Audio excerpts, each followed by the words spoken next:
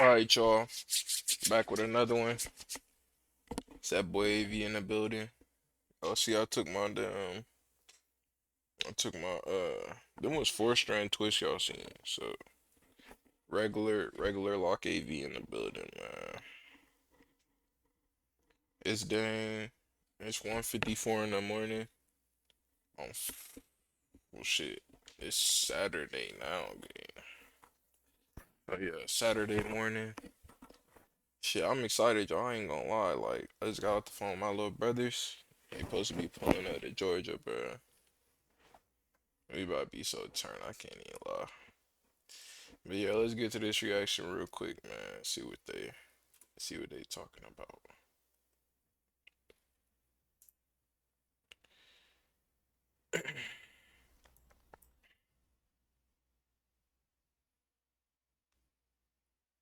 Chance Comanche.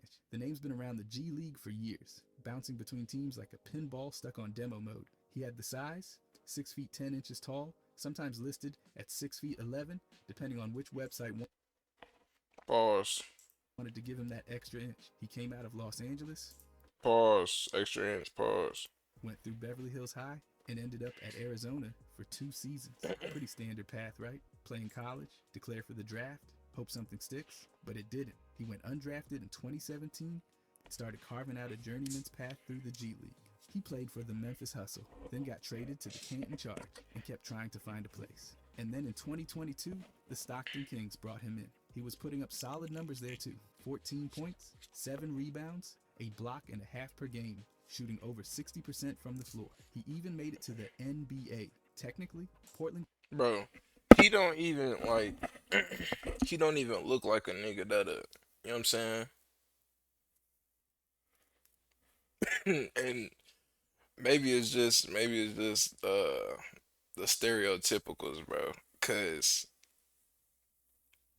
it be the light skin niggas you look and it be like,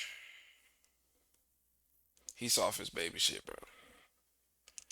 But hey, shit, he ain't on this motherfucking video for no reason, nigga. Shit, He who gave him a knows? 10-day contract in April 2023. He played in one game, scored 7 points in a blowout loss, and that was the extent of his NBA career. Sacramento brought him in on another 10-day deal. Okay, so we know you're gonna watch this demo at double speed. All software engineers do. Buckle up, we're keeping it quick. Here. Shut That your October, ass but up. waived him after 10 days. Back to Stockton, he went. But then came December. It unraveled fast. A few days before his arrest, he had just played in a G League game against Ignite. He put up 16 points and 6 boards. What people didn't know at the time was that he was allegedly involved in something way darker. Hold on, y'all. Dang, I don't even mean to do this, y'all. But hold on. I'm about to go grab my vape real quick.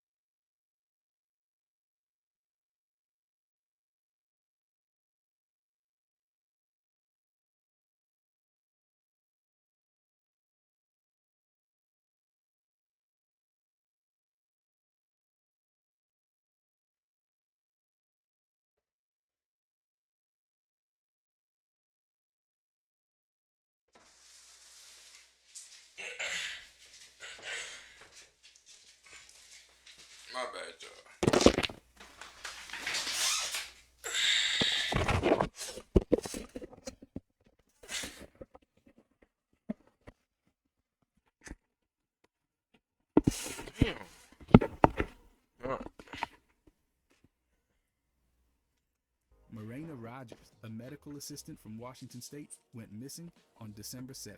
2 days earlier, Comanche was still playing ball. Now, why he have to go and do that, bro? Of all my of all pieces in the world, bro. Why this one? Staying at the M Resort Casino with the team. That morning, around 6, he came back. 2 hours later, he left with the team. And in that window, something horrifying allegedly happened. Authorities say he and his ex-girlfriend, 19-year-old Sakari Harnden, lured Rogers out under the pretense of offering her money for escort services. Comanche allegedly pretended to be a client, asking for what they called kinky sex. Rogers agreed to be zip-tied. That's when things took a violent turn. In the back of a Mercedes-Benz, Comanche allegedly strangled her with an HDMI cord for 10 seconds. Harnden kept choking. Bro, what? Ooh, an HDMI cord game? An HDMI cord game? This nigga is crazy. Until she died. Then they drove to a ditch in Henderson, Nevada, dumped the body, and covered it with rocks. Rogers never made it back to her friends. Her phone went dark. Her dogs, her car, everything was left behind. And Harnden, she was already telling Rogers' friends what to say to the police. All of this, investigators say, came from a twisted motive. Apparently, Rogers had accused Harnden of stealing a Rolex. Bro, this is...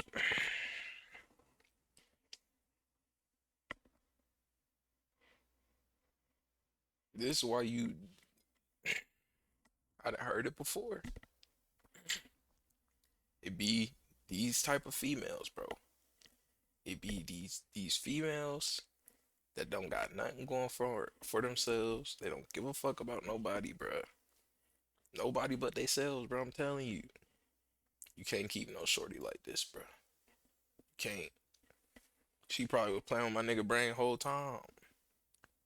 What? And threat. Watch it turn up that that shorty didn't take. Well, you never know, bro, because if shorty was out here tricking, like, not tricking, she was out here 304ing it. Hey,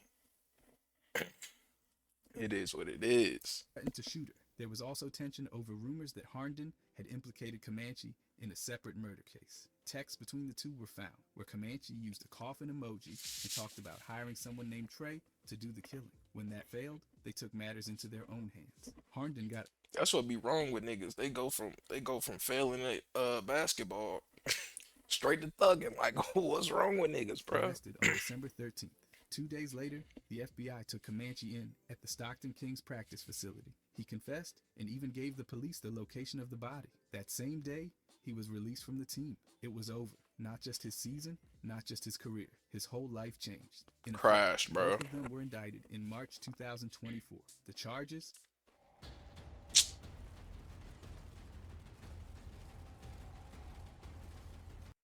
Murder, conspiracy to commit murder, kidnapping, and conspiracy to commit kidnapping. The legal system's...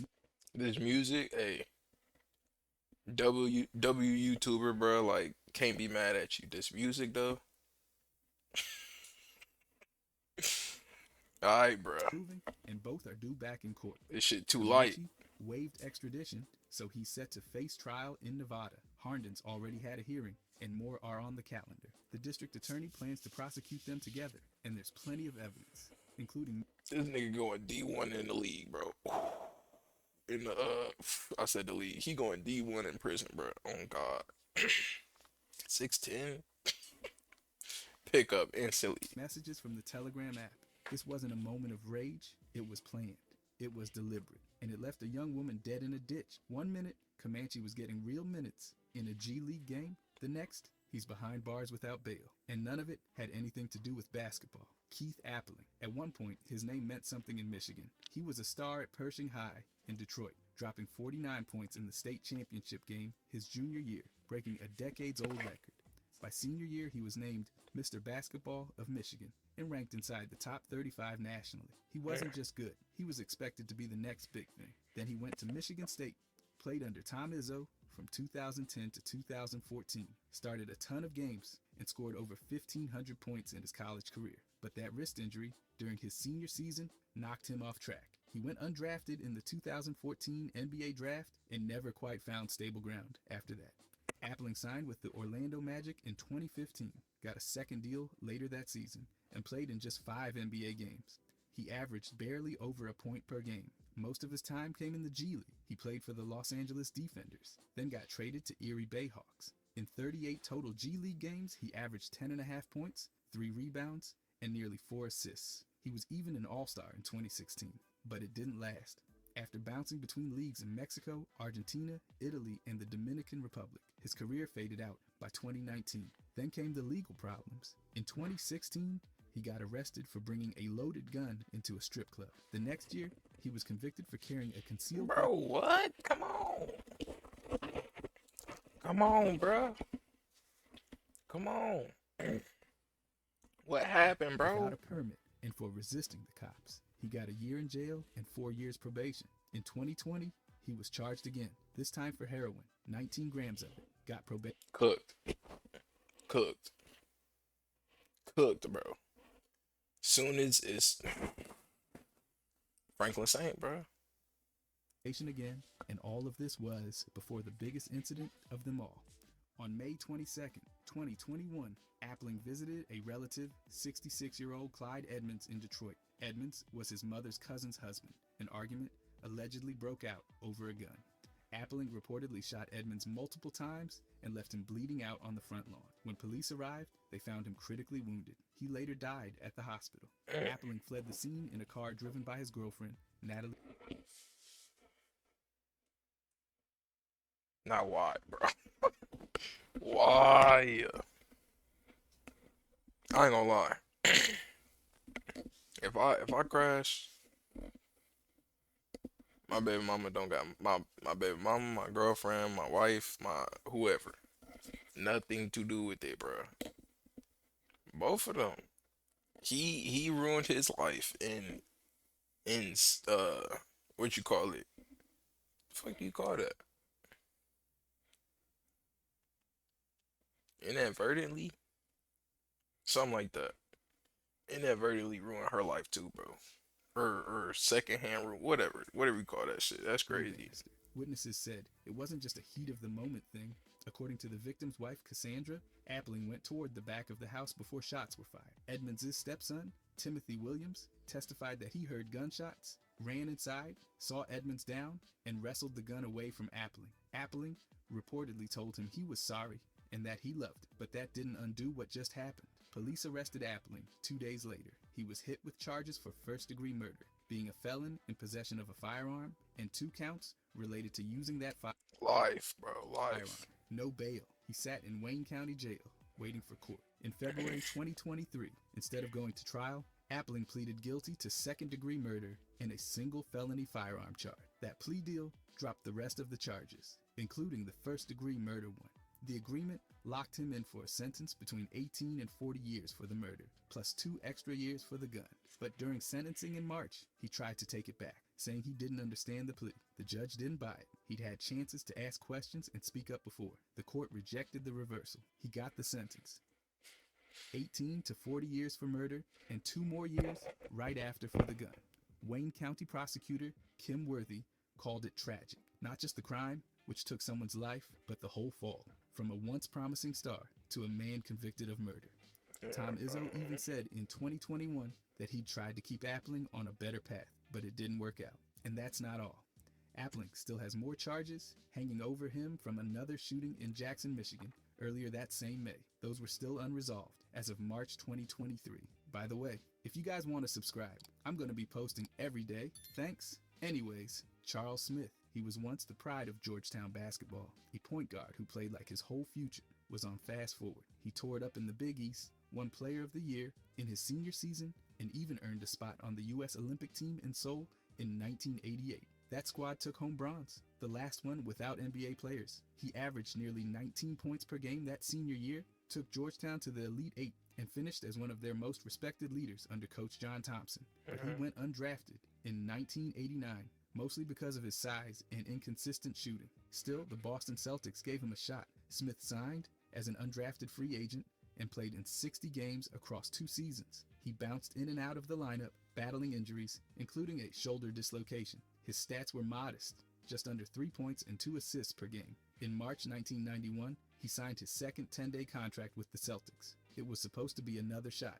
Then came the night everything fell apart. On March 22nd, Smith was behind the wheel of a Dodge Caravan with his former Georgetown roommate, Benjamin Guillory, riding along. They were driving down Commonwealth Avenue in Boston around 1:45 in the morning when they struck 2 Boston University students crossing the street, and Trin and Michelle Dartley. Witnesses said the van ran a red light, hit the women, spun around, slowed briefly, and then sped off. Oh, this nigga sick. A nearby taxi driver followed the Oh, van bro is and sick. flagged down police. Smith was stopped about a mile away. The van had visible front-end damage. He was cooperative and didn't resist. His blood alcohol level was .06, under the legal limit at the time, but prosecutors argued he was impaired based on other evidence. Guillory testified that Smith had at least 2 beers before the crash. Smith was charged with 2 counts each of vehicular homicide. Damn. Damn, bro. Leaving the scene, reckless operation, and failure to yield. He was released on a $100,000 personal recognizance bond and did not travel with the Celtics that day. His contract quietly expired days later, and Boston never brought him back. The trial wrapped up almost a year later in March 1992.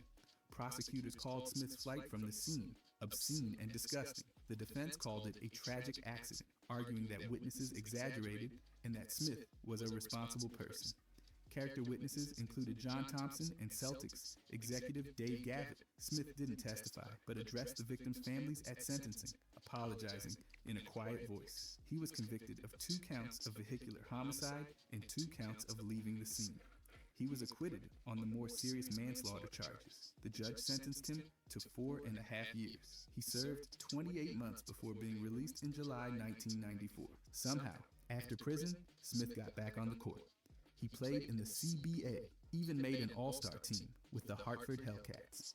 In 1996, he led the league in assists. He also played overseas, in Serbia, Greece, Spain, Puerto Rico, Argentina, Belgium, and Italy. His NBA Bro, that nigga resume deep, comeback boy. was short-lived, just 13 games with the Timberwolves in the 1994 to 95 season. But his story didn't end there. In October 2010, Smith was shot twice in the chest at his home in Maryland. He survived after surgery, but police later found a large amount of cocaine and evidence of gambling operations at the house. No charges were filed in that incident, and no suspect was named.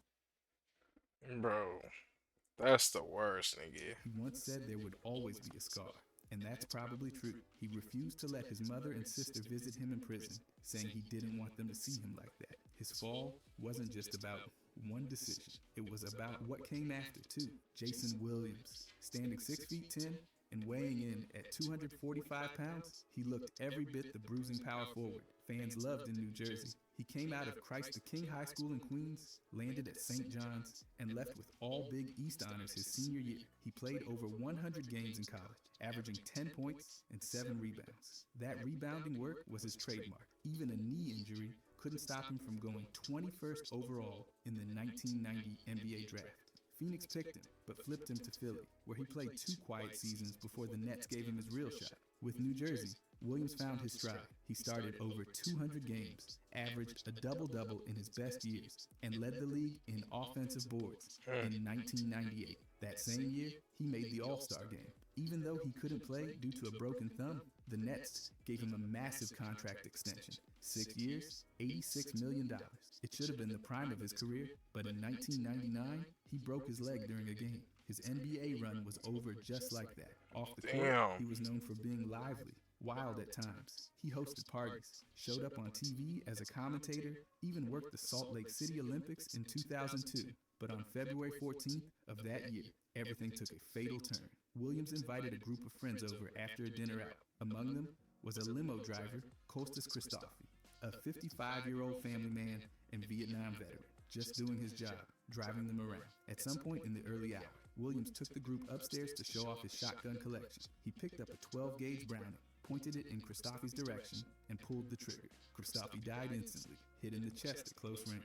Williams said it was an accident, that he didn't know the gun was loaded, but what happened after that told a different story. According to witnesses, he wiped off his fingerprints, put the gun in Christophe's hands to stage a suicide, stripped off his bloody clothes, and asked his guests to lie to the police. Forensics didn't lie. The blood spatter, the residue, it all contradicted the suicide story. Officers arrived minutes later. Williams told them Christophe shot himself. That felt Bro, how the fuck you gotta have some power, bro?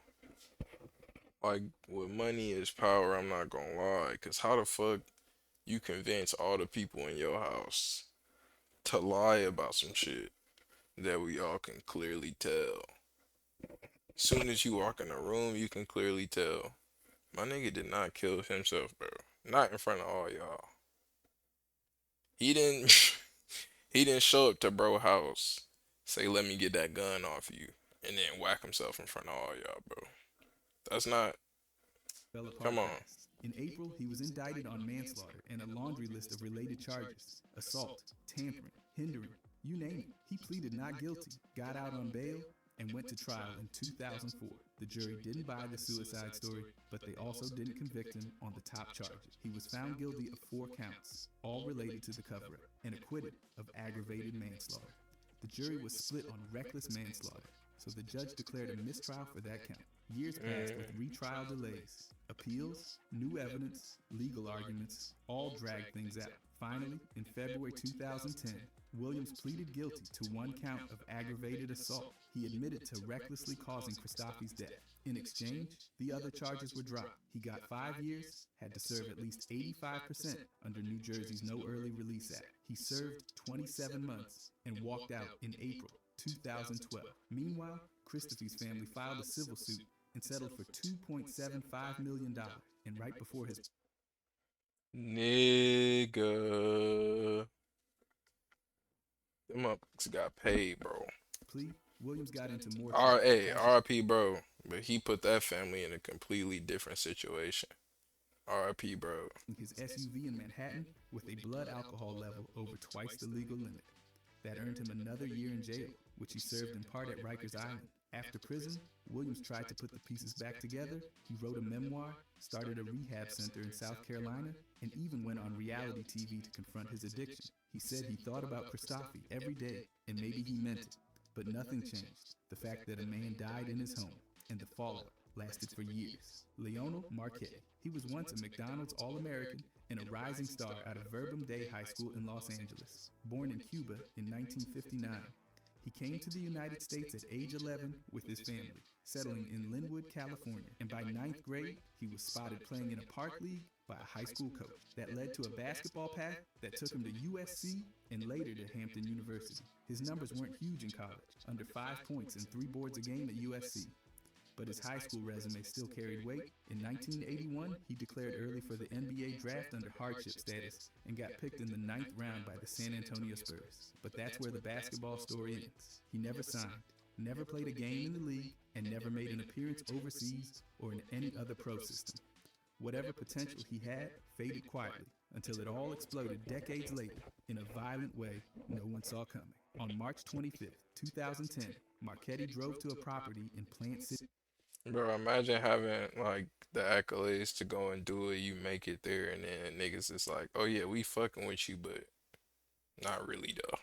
Florida, that What he the went hell? to share with his ex-girlfriend, Siglinda Sperber. There, he shot and killed 41-year-old Michael Hurlbut, a handyman helping Sperber move some things. According to her testimony, Marchetti didn't say a word. He jumped out of his car, ran across the yard, and opened fire. The first bullet hit Hurlbut in the chest. As he fell face down, Marchetti fired 3 more times. 2 bullets pierced Hurlbut's aorta, killing him within seconds. After the shooting, Marchetti pointed the gun at Sperber and forced her inside the house. She had just returned from Gainesville with Hurlbut, where they'd taken a sick.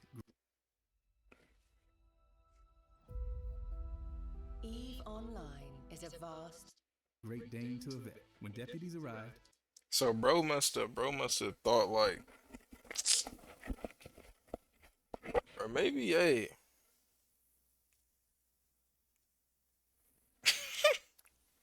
I don't want to say Shorty was cheating because bro died, but hey, you never know, bro. Marchetti was still there. He called the sheriff's office himself, admitted to the shooting, and surrendered without resistance. Prosecutors said jealousy was the motive. Sperber Yeah. and Marchetti had broken up back in 2008 after more than 10 years together. They had bought the property in 2007 to breed Great Danes and grow lychee trees. After the breakup, Marchetti moved into a different room, then an apartment, but he didn't let go. Phone records showed minute-by-minute calls to Sperber. She found a baby monitor under her bed and a hidden camera in the garage. Marchetti admitted to planting both. There was even a Bro, he's listening to Shorty get her shit put through. He's listening. He's sitting at the house, bro. He's sitting at the house depressed. He's already on some, my life has been ruined. My life has been ruined. I'm supposed to be a star. Feel me? He at the house like, and this harlot then ran off with my stuff. I wonder what she doing at the house. This man done planted the shit, and he's just sitting at his house, calling her like, "Bitch, what you doing? Bitch, what you doing?" Whole time he listening like, this bitch is really getting crack right now. physical incident where he grabbed her by the hair and slammed her against a wall. Despite all that, Marchetti claimed the shooting was a blur, an accident. He testified at trial, saying it was something that shouldn't have happened, but the jury didn't buy it. His attorney had promised they'd hear an explanation, but all they got was a vague story with no specifics. The forensic evidence painted a much clearer picture. So did Sperber's account. On April 21st, 2011, after just 90 minutes of deliberation, the jury found him guilty. First-degree murder, aggravated battery with a firearm, false imprisonment. A month later, he was sentenced to life without parole, plus 2 concurrent 5-year sentences. The judge described the crime as a chain reaction of jealousy, rage, and a loaded gun. Hurlbut's father stood in court and called Marchetti a coward. Around 30 family members attended the sentencing, hugging each other after the verdict came down. Marchetti was sent to Okeechobee Correctional Institution in Florida, where he remains today. He appealed the conviction, but in 2023 the court upheld it. No statement from him has surfaced since. At trial and sentencing, he showed no emotion. Hurlbut wasn't romantically involved with Sperber. He was a friend and a dog lover helping out. His death was senseless. A man who once showed flashes of basketball talent ended up in prison for a cold, deliberate act. From high school fame to a prison sentence. They all claim they friends, bro. They all claim to be friends, bro. And I don't know, bro. I don't know. Maybe bro wasn't on that. And what Buddy was catching out the cameras was just, you know what I'm saying, another guy or something. I don't know. But he pulled up to that house, he seen Buddy, oh yeah, it's go time. Because he couldn't let go. Javaris Crittenton. He had all the makings of a star. Tall, quick, smart, and polished. Coming out of Southwest Atlanta Christian Academy, he wasn't just a teammate of Dwight Howard. He was a standout in his own right. His junior and senior years were packed with big numbers, averaging close to 30 points and nearly 10 assists. And he brought home another state title before heading off to Georgia Tech. He kept that momentum rolling as a freshman, putting up over 14 points and nearly 6 assists a game, enough to get him on the ACC All-Freshman team. It didn't take long before the NBA came calling. In 2007, the Lakers took him 19th overall. He played behind a stacked roster and only got a handful of minutes, but he flashed enough upside to catch the eye of other teams. Memphis scooped him up in a trade that brought Powell to LA, and Crittenton saw more time on the court, even dropping 23 points in a win over the Knicks. Then Washington traded for him in another 3-team deal. It seemed like a chance to reset. Instead, things started to spiral. By December 2009, Crittenton was suspended from the league after a bizarre locker room standoff with teammate Gilbert Arenas, where both pulled guns during an argument. Crittenton got hit with a misdemeanor gun charge in community service, but the damage to his image was done. He was cut from the team and struggled to find his way back. A short stint in China and a few games in the D-League didn't lead anywhere, and by 2011, he was off the radar. That summer, things went from bad to tragic. On August 19th, Crittenton fired shots from a Chevrolet Tahoe during a drive-by on Macon Drive in southwest Atlanta. The target was Trontavious Stevens, a member of the Rock Crew, a Bloods-affiliated gang.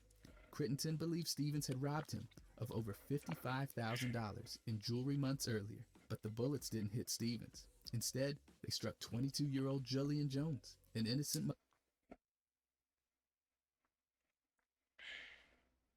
Bro, the bystander shit is wild, bro. The bystander shit is really fucking wild. My nigga, like, she didn't have, bro, she had no. Mother of four, who was standing outside talking with neighbors. A bullet hit her femoral artery. She died during surgery. Investigators later tied Crittenton to another shooting just 5 days before, when he fired from a Porsche at Demontina Stevens, Trontavious' brother. That shot missed too. Authorities connected both attacks and issued a warrant. On August 29th, This nigga don't need no gun, bro. This nigga don't need no motherfucking gun. How the fuck you go out the, bro? Come on, bro.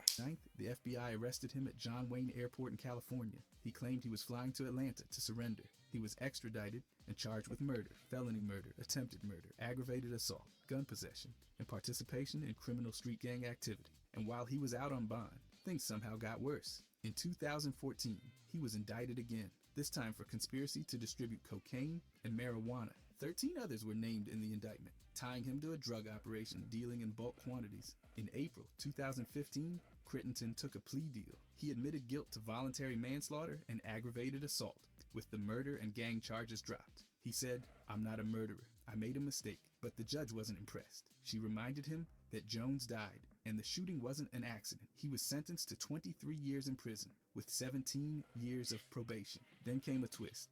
In April 2023, his sentence was reduced to 10 years served plus 30 years of probation. Conditions included an ankle monitor, curfews, and over 7,000 hours of community service. He walked out of prison that same month.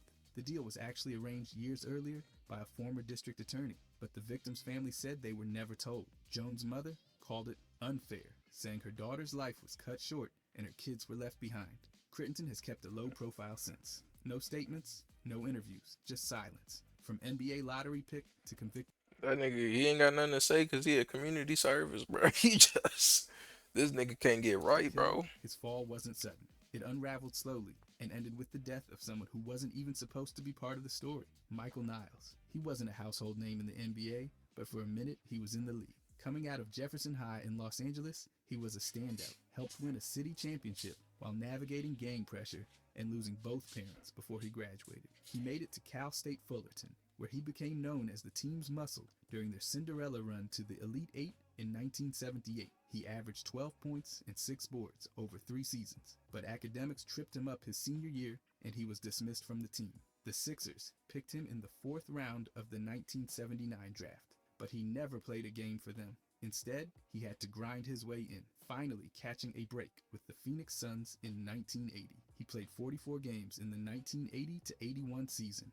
mostly off the bench. His numbers were modest, about 2.5 points and 1 rebound per game, but he had his moments. A 10-point night against Dallas, a handful of other solid showings. Then, just like that, he was cut. A short stint in the Continental Basketball Association followed. Then nothing. His NBA career ended almost as quickly as it started. After basketball, things went downhill fast. He battled cocaine addiction, worked briefly at Disneyland as a maintenance guy. Things went downhill. Look at this fall, bro. Damn. Almost as quickly as it started. After basketball, things went downhill fast. He battled cocaine addiction, worked briefly at Disneyland as a maintenance guy, and couldn't get back on his feet. By 1984, he was married to Sonia Rose Nile, a college grad and a prison guard, but their relationship had frayed. On December 13th that year, she was murdered, shot at close range with a shotgun right outside their home in Corona, California. The blast was so close, the barrel left a burn mark. Prosecutors said it was execution style. The story that emerged was brutal. Prosecutors said Niles had hired Noel Jackson, a man from Los Angeles, to kill Sonia for $5,000, money that would come from a $100,000 life insurance policy she had. Niles was broke, addicted, and jobless. Sonia, on the other hand, was stable, responsible, and financially supporting him. The plan, according to the prosecution, was to have Jackson do the shooting and then split the payout. But when the trial started in 1980, bro, niggas be having no heart, bro. Niggas just be, oh my god, bro. Niggas be having no drive. Niggas be having no, like, oh my god, bro. Both men pointed fingers. Niles claimed Jackson acted alone. Jackson said Niles pulled the trigger himself. A lie detector test from Jackson backed his story, but it wasn't allowed in court. Both men were tried at the same time, but before separate juries. The prosecution presented a motive built on desperation. Niles was living off Sonia, and saw her life insurance as a way out. He had no stable income, no career, and no future prospects. They painted him as the mastermind. The defense tried to cast doubt, saying Jackson had a violent past and was the real killer. But the forensic evidence said otherwise. Whoever fired that shot did it from inches away, straight to the head. The jury deliberated for 13 hours. On January 24th, 1989, Niles was convicted of first-degree murder and conspiracy. He was sentenced to life in prison without the possibility of parole. Jackson, found guilty the day before, got the death penalty. His sentence was upheld by the California Supreme Court years later. Niles avoided that fate, thanks in part to his lack of violent history and the argument that Jackson could have acted on his own. After the conviction, Niles faded into the prison system. He was sent to Corcoran, then transferred, with no public updates since the late 90s. His son Brandon, from a previous marriage, didn't even know the full story until he was 14. He grew up hearing his father once played in the NBA, but had vanished. When he finally learned the truth, it was a mix of pride and pain. A brief brush with the league, followed by a brutal crime that left a family shattered. Richard Adams. Back in the early 80s, he was one of the most feared big men in high school ball. They called him the Animal, not exactly a name that comes with chill vibes.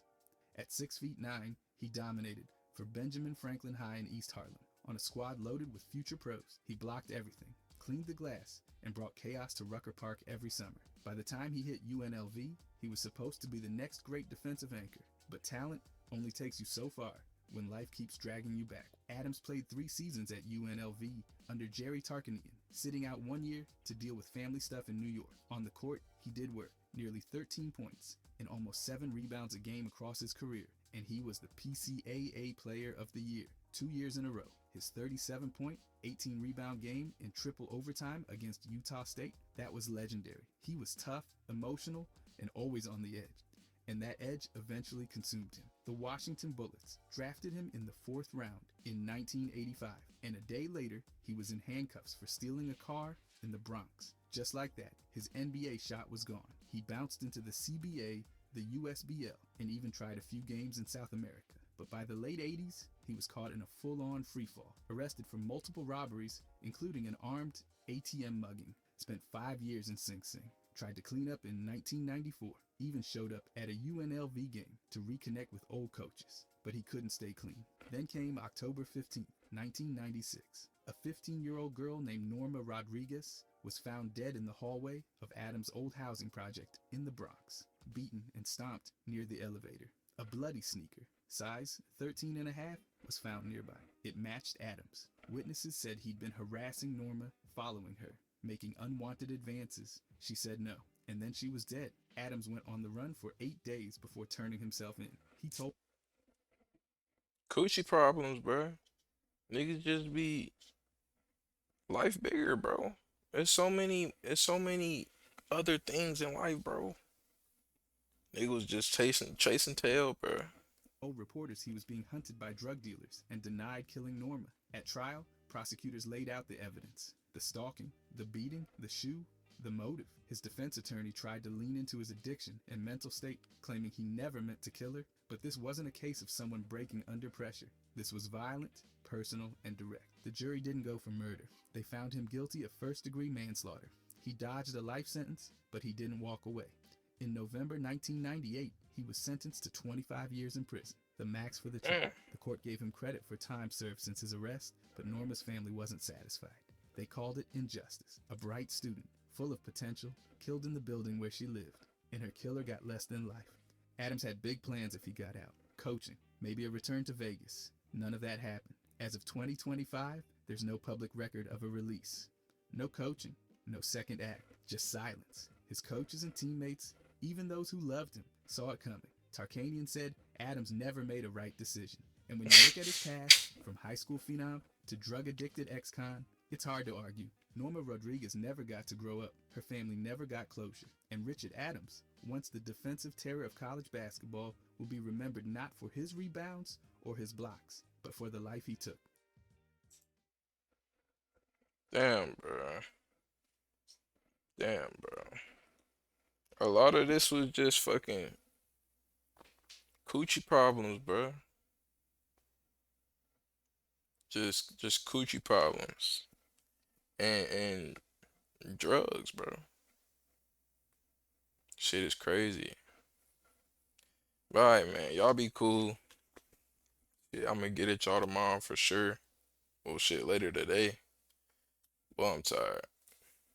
Alright. Oh, yeah, like, comment, subscribe.